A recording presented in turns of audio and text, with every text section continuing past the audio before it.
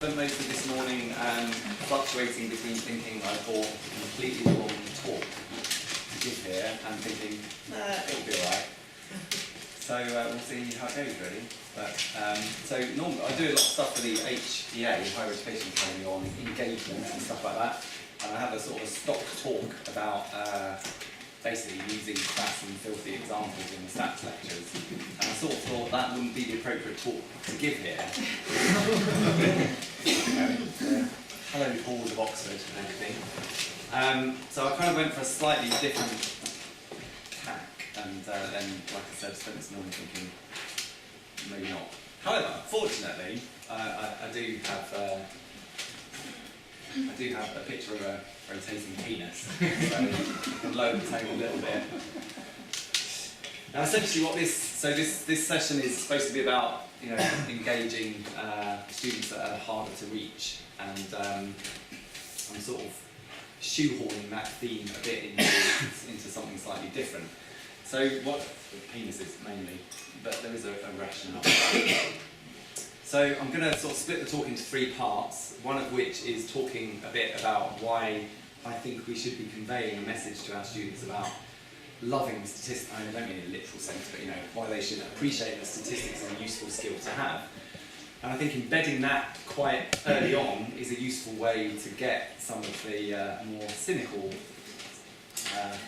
or scared students kind of on side from the beginning, because if they can see some point to why they're doing it, then maybe they'll kind of stay along for the ride. Not guaranteed, obviously. Then I've got a section on trying to look at maybe some of the reasons why a lot of students hate statistics, and I should say, in psychology especially, there's quite a big literature around students not liking statistics and how we can make it more bearable for them. And actually, it is kind of a minority, and I think it's easy to lose sight of that when I have cohorts of about 200, and you're much more likely to remember the people moaning about how boring and tedious your course is than you are the groups of students who actually think it's going all right. So it is worth stressing that what we're trying to do really is obviously engage all of them, but some of them are quite engaged and motivated anyway, and it's really kind of, there's a group who get lost, but they are maybe actually the minority, not the majority, possibly. And then part 3 is I'm going to talk about how I think we can structure, how in the past, in psychology at any rate, and this is why I was getting nervous, because suddenly there's no psychologists. Are there any psychologists here? Not many in the room. So I'm not entirely sure how relevant this is to anyone, but anyway.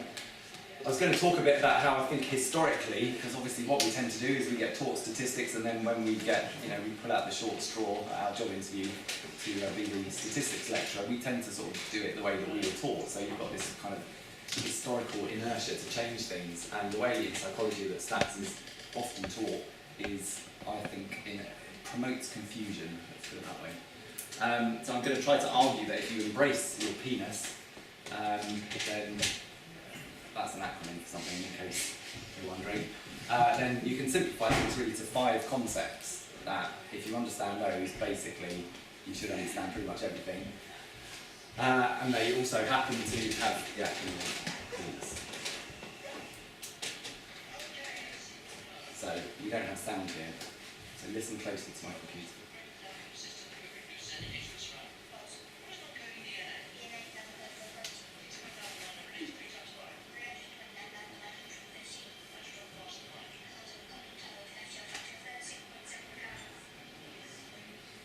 So, apart from the fact we all like to look as handsome as David Tennant, we also all like our students to be as keen and enthusiastic and motivated as those students. So how can we do that? Well, like I said, in psychology, I think there is a bit of an issue of students feeling sometimes that statistics is kind of tagged on as some kind of like torture that we want to inflict upon them for no other reason than the pure joy that it gives us to inflict pain upon young people. So, I don't actually teach first year, but even when they come into second year on my module, I do this whole sort of thing about why they, well not they should, they can do what they like, but why statistics is a useful skill to have. And I try to make the point that what statistics gives you, and research methods generally is it makes you a scientist, in a sense, or it makes you able to critique and do science. Which means that that can make you different to an intelligent layperson. So these are some intelligent lay people, they are my parents, neither of whom had a formal education beyond about the age of 15. They both dropped out of school as soon as humanly possible. They're quite clever people, but they don't know bugger all about science at all. On the other hand, they have a son, actually they're two. Both of us ended up being sort of scientists, although my brother made a sensible decision to then go and work for a bank and earn a lot more money.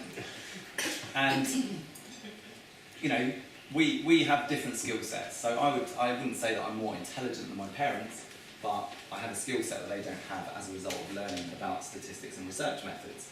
Now, why is that useful? Well, there was a very good, I can't remember whether it was a book chapter or a paper now, but there was this paper came out in 2003 that talks about the core skills that any statistics course, this is not in psychology, it was just generally, the core skills that a statistics course should convey to students. It's kind of like if your students walk out with these skills, then you've sort of done your job in terms of them having some useful life skills.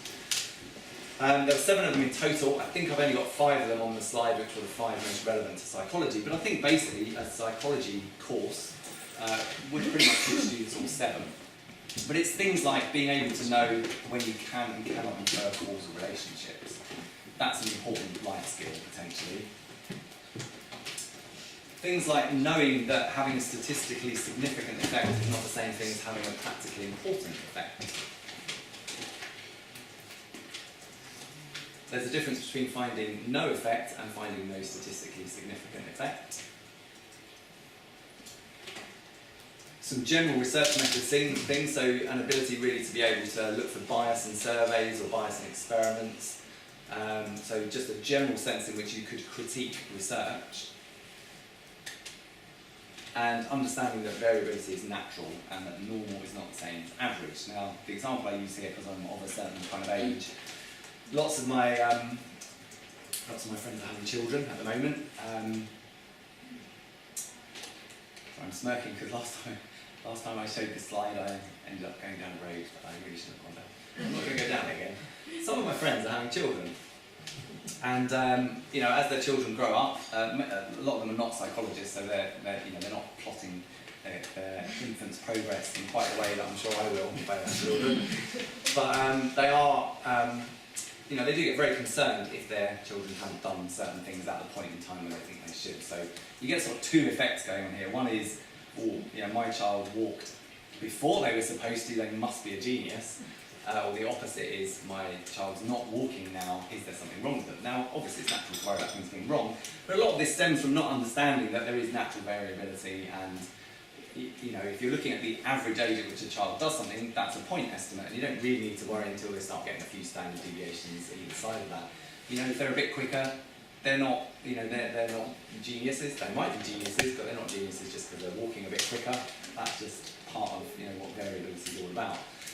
So, you know, that's, well, you know, maybe whether or not you're an obsessive parent is neither here nor there, but it's a useful life skill to just know that, you know, things like averages are point estimates, and that you know, there will be variability around that estimate, and stuff like that. So those are 5 skills that I think are particularly relevant to psychology. Now, in some research that's been done, if you ask psychology students whether statistics is generally useful to know about, a whopping 7% of them will agree that it is.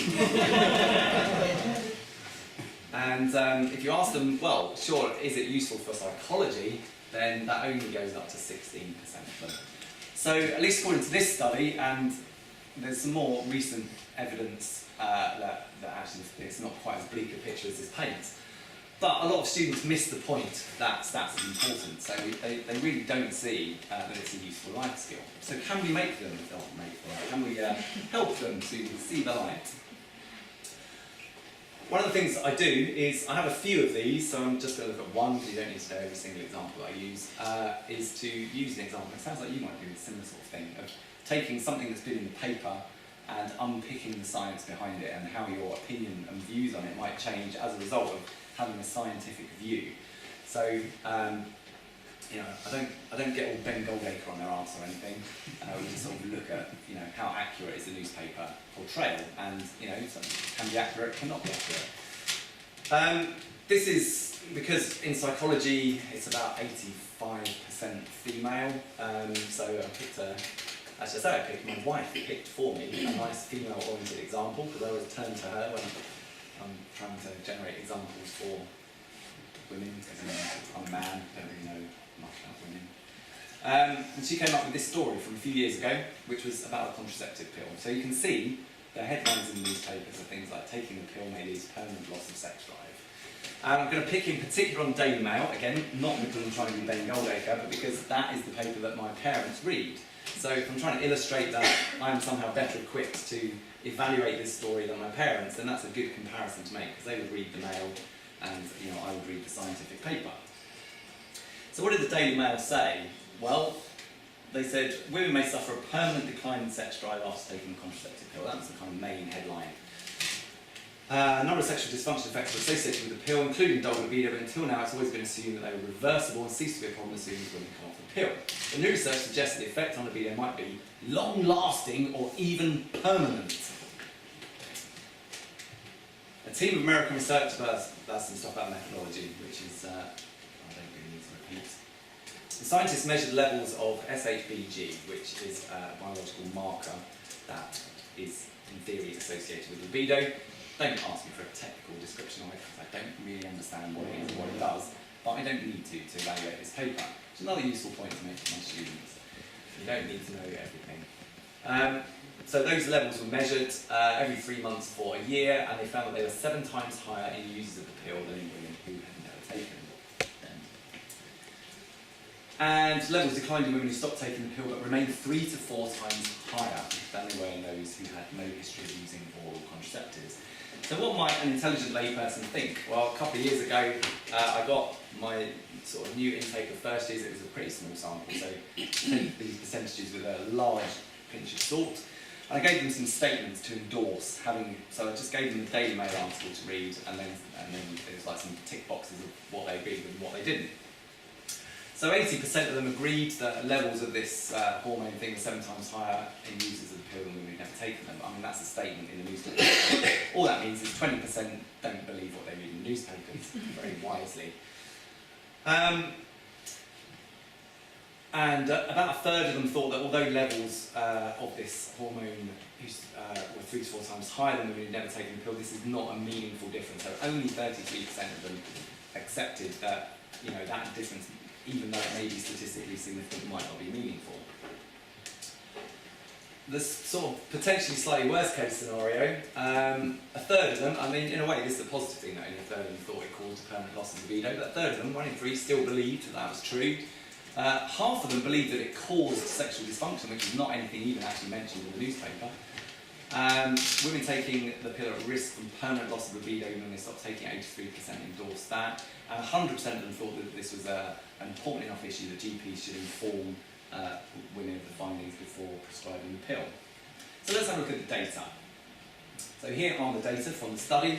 This is the baseline phase of the study. You've got 3 groups: continued users of the pill, people who are going to come off the pill, and people who've never used the pill. Ignore the bit in the middle, because that just confuses things. And this is essentially a follow-up that was at least 120 days later, but this is one of the issues. It was variable across participants how long the follow-up was. So I've got, I apologise, this is going to be very patronising, but I've got a simplified version of this graph, just because I nicked it out of another talk and I didn't remember to eliminate some simplified versions. So essentially, we've got this measure here of libido. It's not a direct measure of libido, right? It's just a sort of biological thing that may or may not actually be related to libido.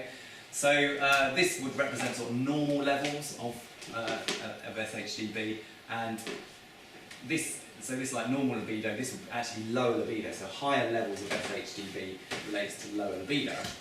So if you've never taken the pill, this is what happens at baseline. Your libido is normal.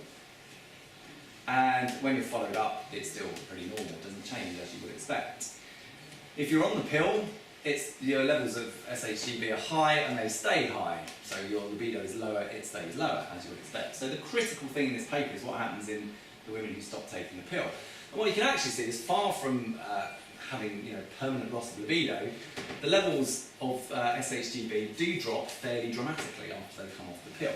Now that doesn't necessarily mean that there still isn't a problem here, but it does show that there's some way off the people who've been on the pill. There is quite a massive reduction in levels of SHGB that is not reflected in the newspaper. Looking at this in a slightly different way, the two main findings of the newspaper report was, first of all, although they don't really say very much about it being at baseline, which is slightly misleading, but anyway, they make this big thing about levels of SHGB being 7 times higher in those who stop taking the pill compared to those who never take it. And that's relating to this finding here. So this is just the baseline difference between those never taking the pill and those who stopped. So it's 7 times higher. Well, I don't know about you, and I will admit my mental arithmetic is not great, but if you divide 209 by 42, you do not get 7, you get around 5. So where has that 7 come from? I really have no idea. I've read the paper, there's nothing that I remember seeing in the paper that talks about 7 times higher. Maybe they've phoned the scientists and done an interview, and the scientist said something like, well, the biggest difference in an individual was 7 times higher. That's possible. If you take like the highest scoring person in this group and the lowest scoring person in that group, maybe you get a difference of 7. I don't know. But anyway, basically, the whole 7 thing is bollocks. The other effect they talk about is levels of SHGB being 3 to 4 times higher in these two groups, and that's referring to the follow-up data. So this is, in a way, the more important finding, because this is after the people who are on the pill have stopped taking it. And again, these are the levels you get, so 80 and 35, I'll probably round it off a bit, but that's more or less what you get. Again, if you divide 80 by 35, you do not get 3 to 4 times, you get 2.2-ish. So, what I say to my incoming psychologists is, if taking the contraceptive pill was something that you were doing or wanted to do, and if you were concerned about having a permanent loss of libido, because for some people that might be a good thing, I'm not sure. But if that's the sort of thing that worried you, then rather than just reading the Daily Mail headline and thinking, oh my god, I can't take the oral contraceptive, otherwise I'm going to lose my libido forever and it will never come back ever again, ever. What I could do is go to this paper and actually read the science and make a judgment for myself about what the risks are. So the psychologist copy editor, this is psychologist undergrad copy editor, might rewrite the Daily Mail article a bit like this. So women with sexual dysfunction, because they were all enrolled in a sexual dysfunction clinic, which the newspaper did mention in its kind of method section, but it should probably be flagged. How much can you generalise these results, because they're in a fairly specific population to begin with. So they may suffer a permanent, well, it's not really permanent, is it? Because people are only followed up 3 to 6 months. The longest follow-up period was a year, but the vast majority of participants were followed up only for 3 to 6 months, which is not quite the same as forever, is it? If 3 to 6 months were forever, we would have all died a long time ago. Decline in, well, is it a decline in libido? We don't know. It's a decline in a marker related to libido, but there's not going to be a direct correspondence between that marker and the levels of libido. And maybe, if you want to make claims like this, you should measure sort of subjective libido or something like that, which has its own problems, but if you take the two in combination, you get something quite useful. Maybe. What the paper said, a number of sexual dysfunction effects are associated with the pill, including dull libido. Until now, it's always been assumed that these are reversible. Now, what you might add to that is, and in the current research, levels of SHBG did actually decline after coming off the pill. So this assumption of reversibility is the data to suggest that, to some extent, it is. But, we still need to look at the sort of follow-up differences to see whether there might be some kind of problem. Blah, blah, blah, blah, and then they reiterate this point about things being permanent, but, again, you might want to stress that what was actually measured was follow-up around 3 to 6 months.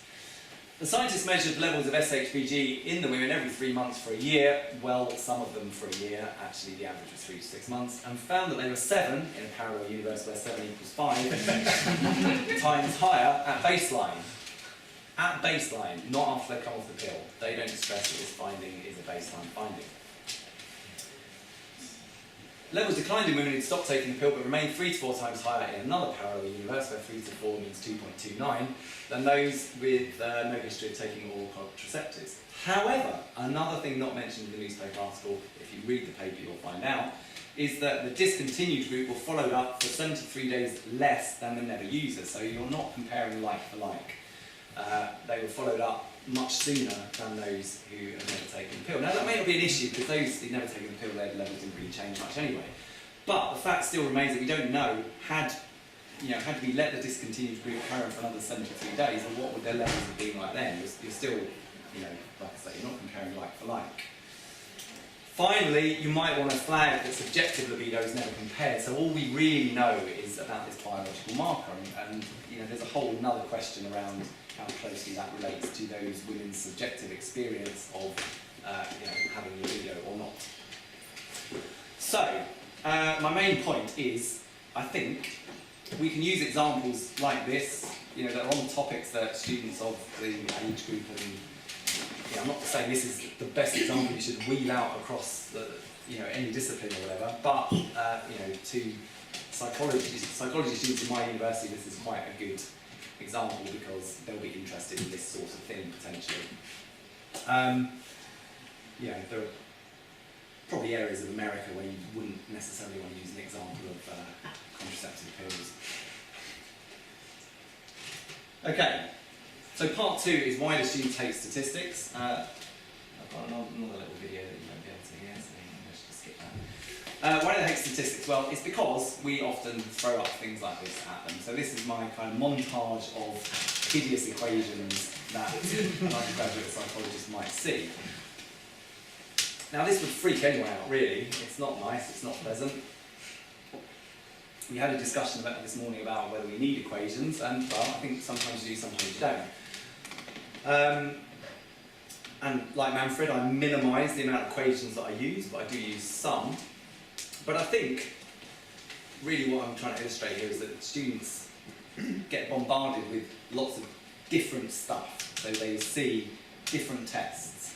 And you find in textbooks things like this. This is taken from my own textbook, which is a decision tree to help them to work out which test, because obviously there is only one correct test that you use in a given situation, and it's imperative that you pick that correct test, because if you don't, then what happens is God strikes you down with lightning for being stupid and picking the wrong test.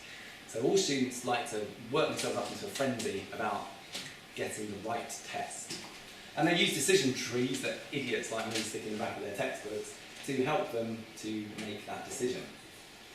So we then might give them a little quiz, something like this. So this is a zombie-related quiz. And one of the things I've noticed at Sussex is that the zombies on campus and the humans tend to have different lunch decisions. So when I'm sitting having my lunch in the tea bar, I'm often a bit bored and I like to look at what other people are eating. And I've noticed that, I think, because we serve 2 types of chips made out of potatoes and chips made out of brains. And just sort of casually, I thought over a few lunchtimes, it seemed like the zombies, like the emeritus professors and stuff, would like to choose the brain chips more often than the potato chips, but the humans seem to favour the potato chips over the brain chips. So what I did is I collected some data. I sat there for many lunchtimes, it was better than doing any real work. And I collected, so these are just frequency counts of whether the person's a human or a zombie. It's quite easy to tell. But I had a little, obviously, categorisation set of criteria, how smelly they were, how green they looked, whether any of their limbs were kind of rotting and hanging off, that sort of thing. So I classified them as human or zombie, and then I watched whether they picked brain chips or potato chips. And then I constructed this grid. How would I analyse these data? I'm assuming that someone in the room is going to be confident enough to give me the answer. Chi-square. Chi-square test. Thank you, you're very compliant. So you ask this to a group of students who've done first year research methods, because as I said, I get them in second year, and they all say, you do a chi-square test. And you say, well done, excellent, chi-square test, let's do a chi-square test. So you do a chi-square test, and you say, okay, well here's the chi-square test. What p-value do we get? We get a p-value of 0.121. And then you say, well, maybe we could do a Spearman correlation. They go, oh no, we can't do Spearman correlation because it's all frequency data. You can't use Spearman correlation when you've got frequency data.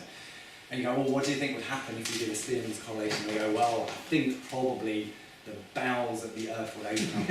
Satan would rise from his hellish grave and take all of our souls. And you go, okay, well, let's do one then.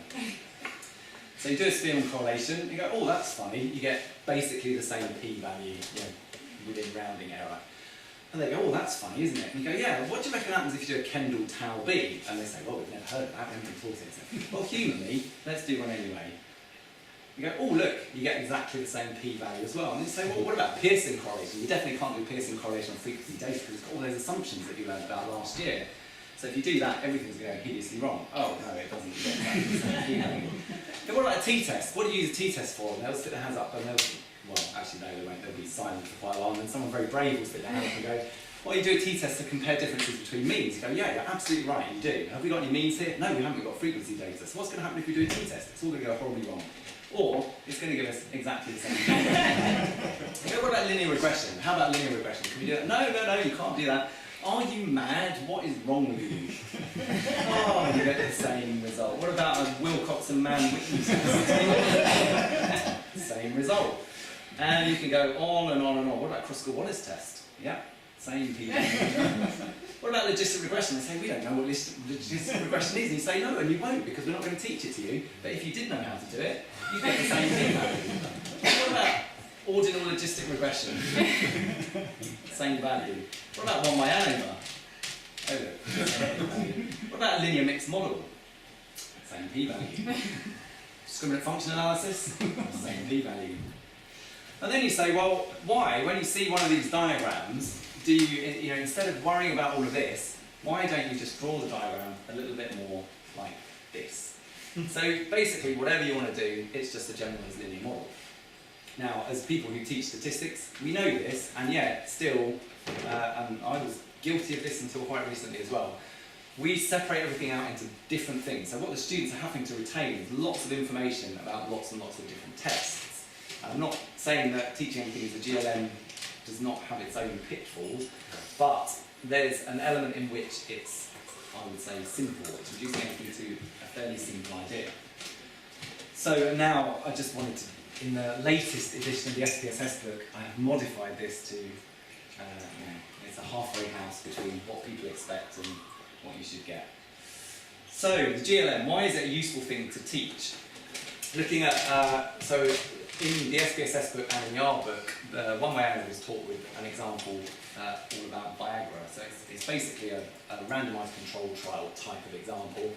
So you've got a control group who took a placebo, and then you've got two dose groups who have different doses of Viagra, and your outcome is participants' libido. In the ANCOVA chapter, this example then gets extended to include covariate of partners' libido. So that's the basic setup for some of what I'm going to talk about. So I say to them at the start of the course, you've already seen lots of equations in first year, but actually you can probably forget all of those equations, and as long as you understand this equation, that's kind of pretty much all you need to understand. In any aspect of most of the statistics that anyone uses across lots of disciplines, you're interested in predicting an outcome from a model, and that model gets more or less complicated depending on what you're trying to do.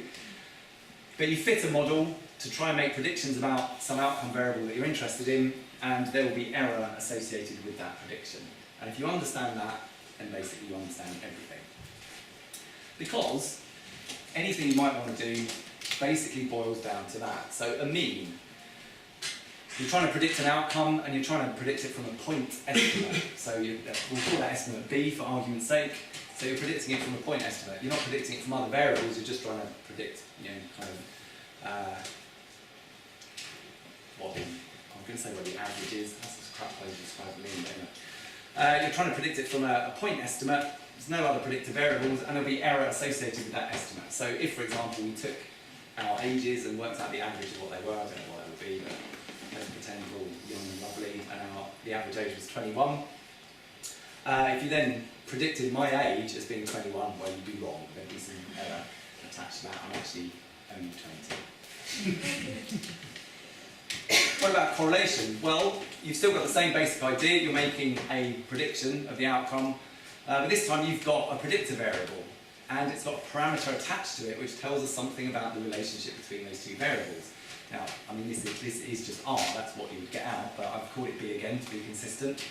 And again, there would be some error associated with that prediction, but you've still got the basic idea of predict an outcome from a model, and you have some error attached.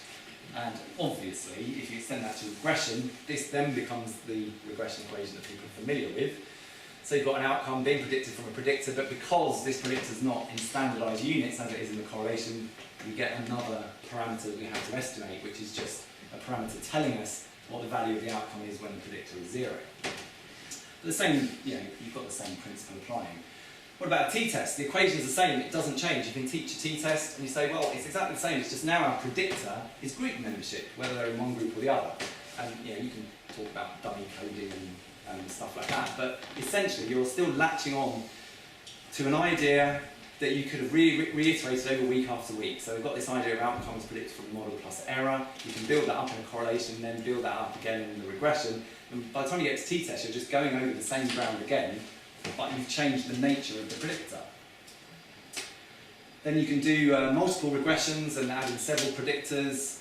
I'm not necessarily saying you have to do it in this order, I'm just trying to make the point that they're only learning one equation that just expands and contracts depending on the complexity of what you're trying to do.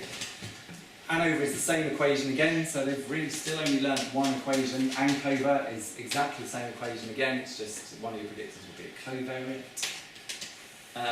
So in the case of the libido example, we can estimate libido as an average thing. It's just a point estimate that will have some error attached. We can look at the correlation between the dose you get and libido. We could do that in a regression. We could do that as a t-test if dose was representing different groups of people. Do it in a regression where maybe we have something like partner's libido as a second predictor, which would be equivalent to ANCOVA. And we can represent ANOVA again by just having multiple predictors where we've dummy coded in the way that you need to dummy code. So my argument would be that this keeps everything straightforward because you essentially teach them one thing and you keep reteaching them it over and over again, so it should hopefully get drummed into their head. And obviously there's a downside to this as well, which is you might just get very confused about why you call it regression in one context and ANOVA in another. And when you have to start saying, well, because of weird historical reasons in science, because loads of social scientists didn't realise that ANOVA and regression were the same thing, and so separated them out, and then because they did that, SPSS separated them out into different menus, they just say, that's crazy. You go, yes, it is crazy. You can do complex things like moderation and factorial ANOVA. Again, you've got the same, I'll start putting A's and B's because I couldn't fit the word predictor in. But essentially, moderation you can represent in the same equation again, but you've now just got an interaction term in there. Factorial ANOVA will be exactly the same as I just said. Repeated measures ANOVA, again it's the same model, but it does get more complicated here, and I'm not suggesting teaching repeated measures ANOVA using this equation, because it's a bit mind-blowing. But essentially you've got extra error terms in there to deal with the fact that you have within participant variability. And same multi-level model. Multi-level model is basically the same as a repeated measures type ANOVA in terms of how it's represented as an equation. So, I think it sort of keeps things simple because you're asking them just to learn a very basic thing and then you're building it up according to the context in which they're using it. And this is another thing that I do with them just to demonstrate that if you do something through the ANCOVA menu of SPSS and do it through the regression menu, you get the same results. Like, you literally get the same results. You've got values here for the overall fit of the model, which will be, sorry, not for the overall fit of the model, for the fit of adding in a variable that corresponds to the F value for that variable in an ANCOVA. And also it's the same as what you would get here, that represents as a t statistic, because t is basically the square root of f. Although those values aren't the same, if you square that value, you get the value of f. And things like this, like your overall fit of the model is the same as the overall fit of the model in the ANCOVA. And if you look at the, again, the individual t-test of the parameter for partner's libido, again, if you square it to change it from t to f, you get exactly the same values in an ANCOVA. So you know, it just illustrates the point. So, part 3.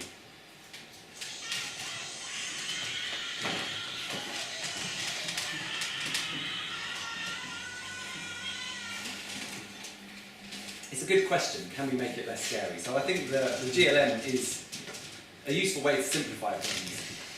And this is now like my grand finale of why it's even more useful to do it, I think, possibly. Which comes down to this PENUS acronym.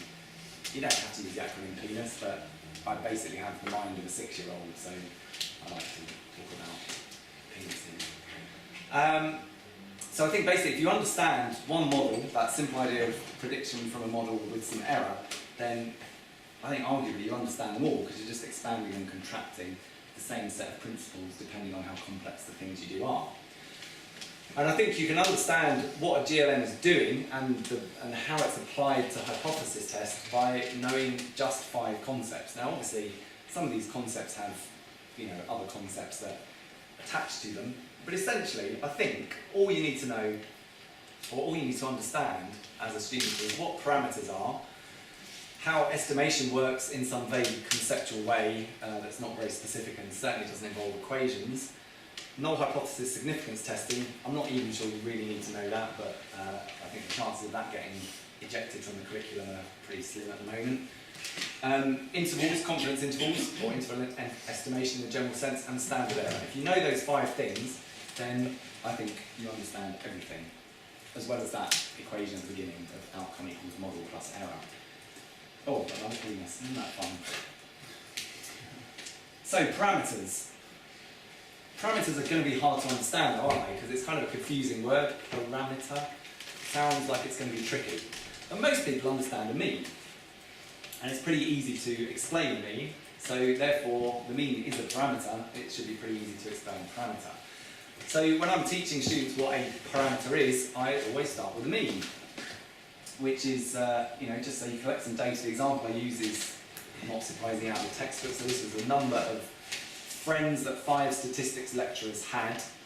And it's quite a low number. It's an oversight. I don't need to tell you how to compute a mean. But, essentially my main point is that students can grasp what a mean is, how to calculate it. It's a simple bit of maths, even if you put the equations in. And it's a parameter. It's a classic example of a parameter. So you can start then teaching them about the mean as a model. So this goes back to what I said at the beginning, you're predicting an outcome from a model with an error. So the mean in itself as a single parameter is a model. You can make predictions about how many friends someone has by knowing the mean. It's not necessarily going to be a good prediction, and that's another useful point to make.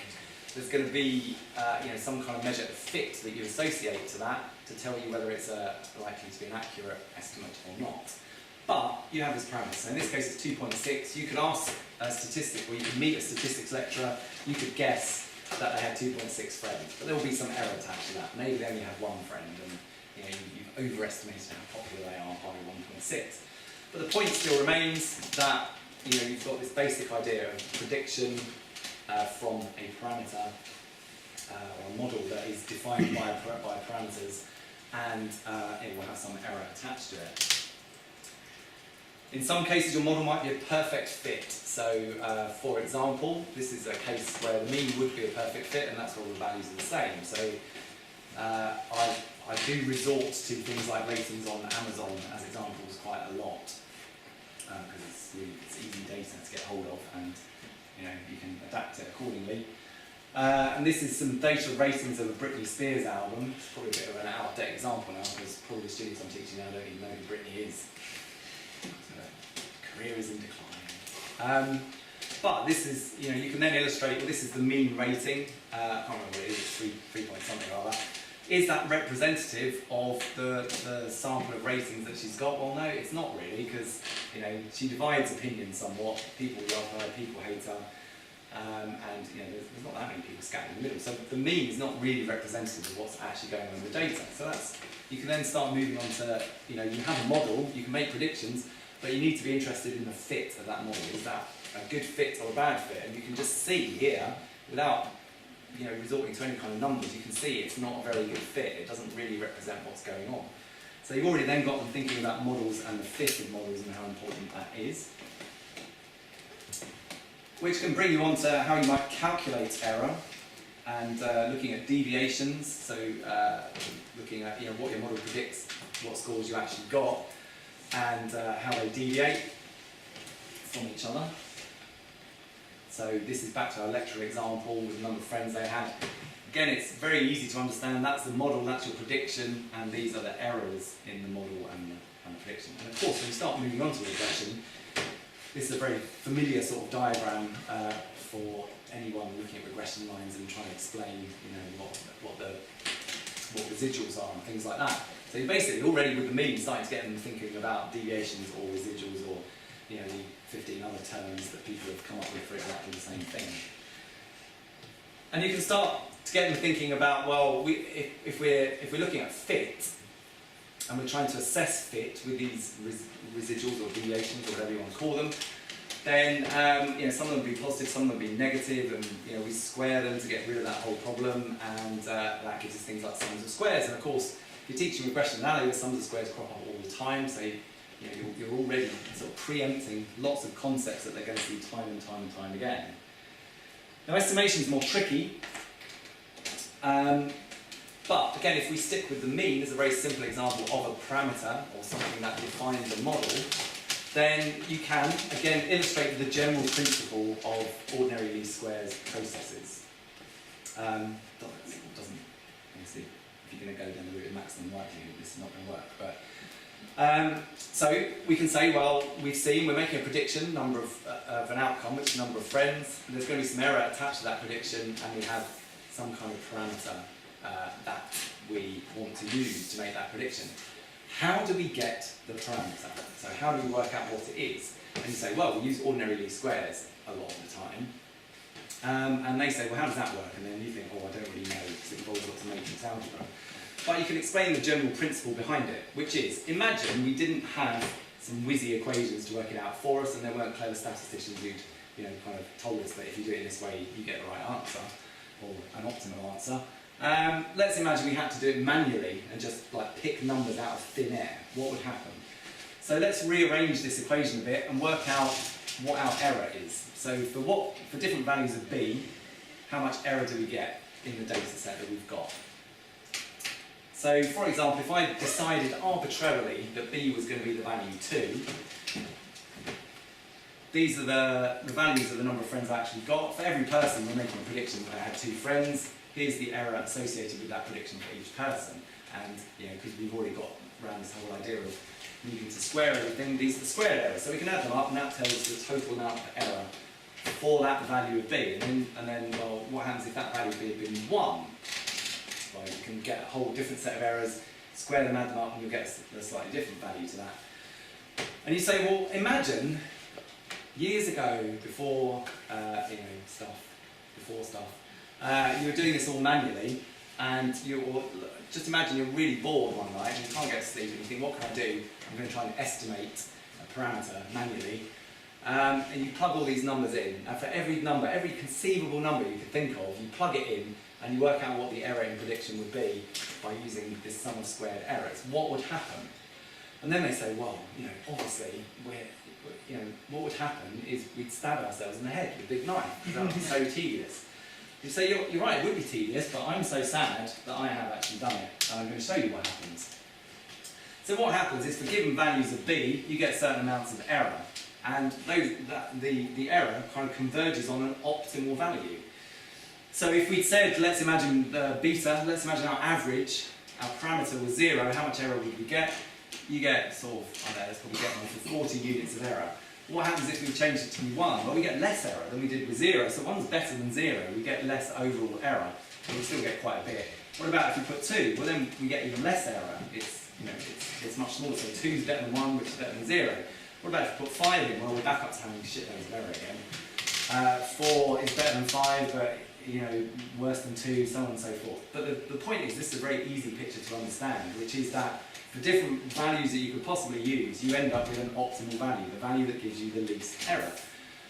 And then you say, so when you hear about ordinary least squares, the least in it is because, or the least squares in it is because it's the value of the parameter that gives you the least squared error. And thankfully for you, you don't have to put random numbers in and draw a graph like that to find out what it is. There's some whizzy maths that will do it for you, and there you go. The point is, you can get across a complex idea like what ordinary least squares does without any equations, and just with the general principle that what you're doing is converging upon an optimal value. But that optimal value might still be rubbish, but it's kind of the best that you can get using that form of estimation. So if you understand parameters and you have a broad understanding of estimation, so you know kind of where they come from, then you can start talking about the standard error as a way of, I'm assuming here that they've had some sampling theory in first year, but essentially of showing how parameters, whether it's a mean or a regression coefficient or a correlation coefficient or whatever that parameter may be, will vary across samples. So there's a kind of a holy grail of a value that we would like to know what it is, but we don't. So we take samples to find out what it is, and the value that we get of that parameter would be different across different samples. And the standard error gives us some idea of how variable the parameter is in those samples. So if you've got a big standard error, it means that your sample parameter, your sample mean or your sample beta, if you're doing a more regression type thing, is, standard error is big, that parameter is going to be variable across samples. If the standard error is small, that parameter is going to be less variable across samples. Therefore, small standard errors mean that your sample is more representative, or the parameter in your sample is more representative of the population than if you have a very big standard error. So, if you understand standard errors, then of course you need standard errors to calculate p-values, and you need standard errors to calculate confidence intervals. So anything that you apply to a standard error in terms of the fact it could be biased or influenced by things, if it influences a standard error, it's also going to influence a confidence interval, because a confidence interval uses the standard error. It's also going to affect a p-value, because most test statistics involve the standard error in some way, shape or form to compute them. So you can start talking about confidence intervals, so explaining that any parameter is a point estimate, and your confidence interval, which is based on the standard error, gives you some idea of what the actual value of the population is going to be, but it gives you a sort of a range of values rather than a point value. So I'm not going to explain what confidence intervals are to you, because you know what they are, but I'm just trying to illustrate the point that understanding the standard error, because confidence interval compute is using it, gives you a nice link. And if you have explained what confidence intervals are, you can start getting students to think about how you could test hypotheses. So if confidence intervals are representative of values in the population, then if they overlap or don't overlap, what does that tell us about, say, differences between groups, or differences in the parameter between groups? And you've got nice little diagrams like this that give you some idea of how much overlap in a confidence interval you would need in order to get, say, a p-value of 0.05. So you can start merging it all in to anything you're teaching them on p-values. But also, I think it's quite useful just to have them think about things visually. So this is an example I use of 10 studies that have all done the same thing, and this is plotting differences between two group means in the study. And you get students to look at this and say, well, here's 10 studies, they've all looked at the same effect. I will normally create some scenario of the two groups that they're comparing and what that's all about, but it is basically just, these are differences between means. So you say, well, if you have 0, that means there's no difference between the group means, right? Anything bigger than 0 means that one means bigger than the other, and anything smaller than 0 means that the means have switched round in terms of which one's bigger than the other. So 0 is your sort of point for there being no effect at all. And here are the p-values associated with these differences. And you say, is there an effect? Is there a difference between the two groups? And most of the time, in fact probably pretty much all the time, they tend to come down on the side that there isn't an effect, because, and I've done this quite deliberately, there are 4 p-values that are less than 0.05 and there are 6 that are not. So generally, if they're weighing up whether there's an effect or not, they sort of go, well, there's 6 non-significance and 4 significance, therefore there's not an effect, right? That's the logic that they use. And then you can say, well, you know, these dots, right? These dots or squares, they represent, you know, the point estimates of the mean difference. So they represent whether the you know, one group's bigger than the other or vice versa. And 0 is the point at which you know, there's no difference. So how many studies have shown a difference of 0? There we go, well, none of them have. None of them are on 0. You go, okay, so they're all showing that there is some kind of difference.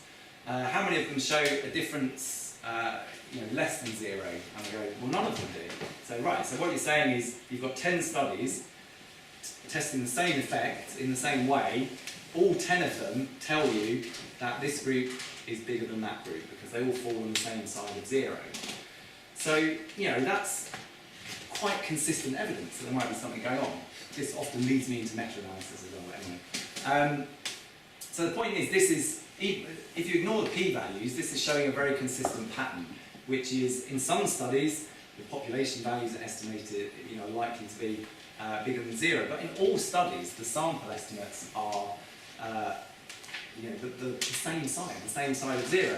And then you can get them thinking about how sample size might affect these things, and, you know, would you place more trust on your conclusions if, you know, what if I was to tell you that, say, this study or these two studies were based on a sample of, you know, 3 people, whereas all these studies on this side were based on samples of 5 million people.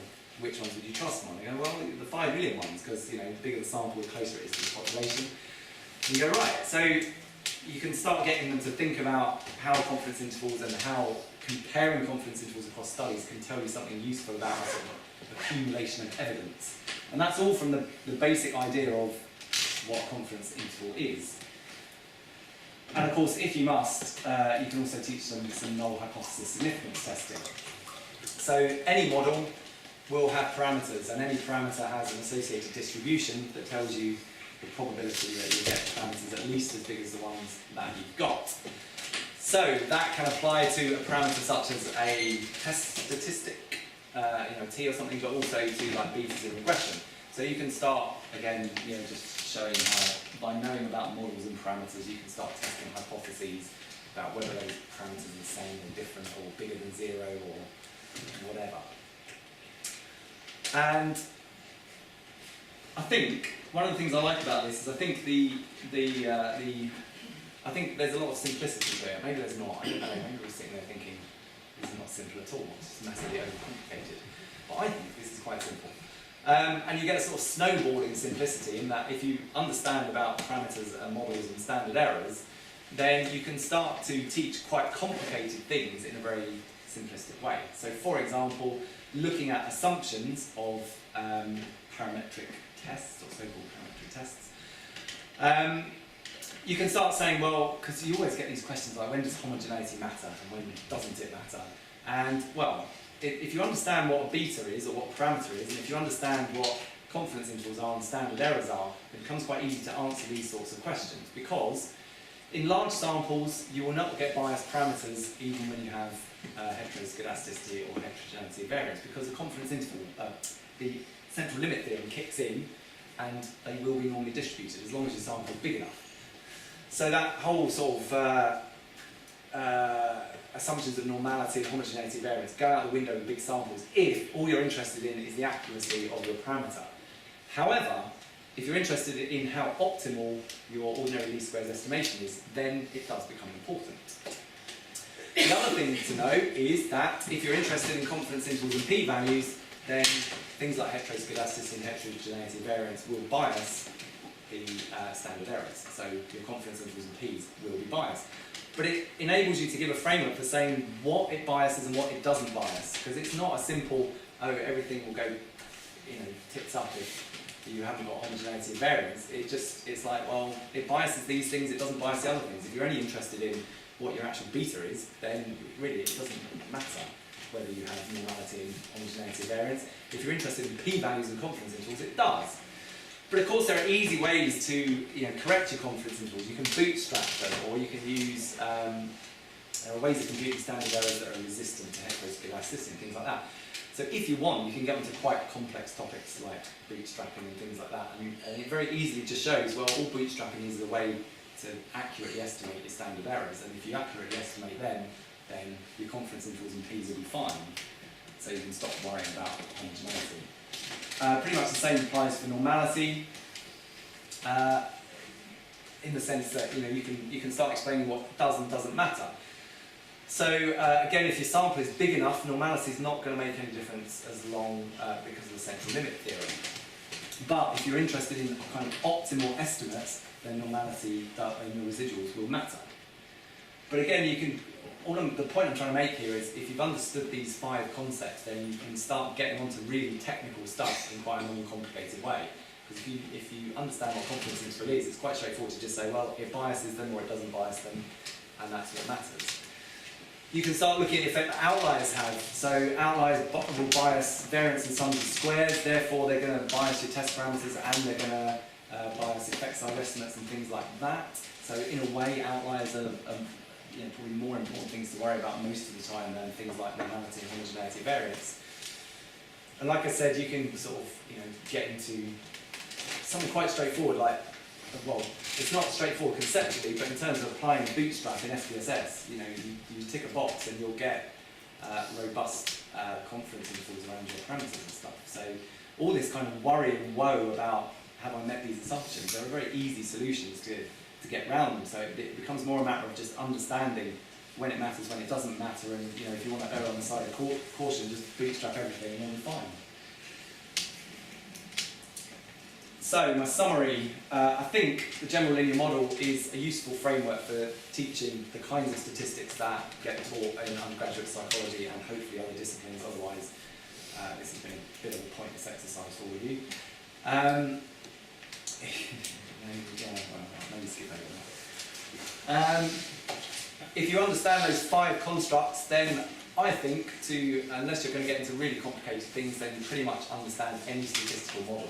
And those 5 constructs will even set you in good stead for going on and doing structural equation modelling and things like that, because you'll understand parameters and standard errors and confidence intervals and la la la la la.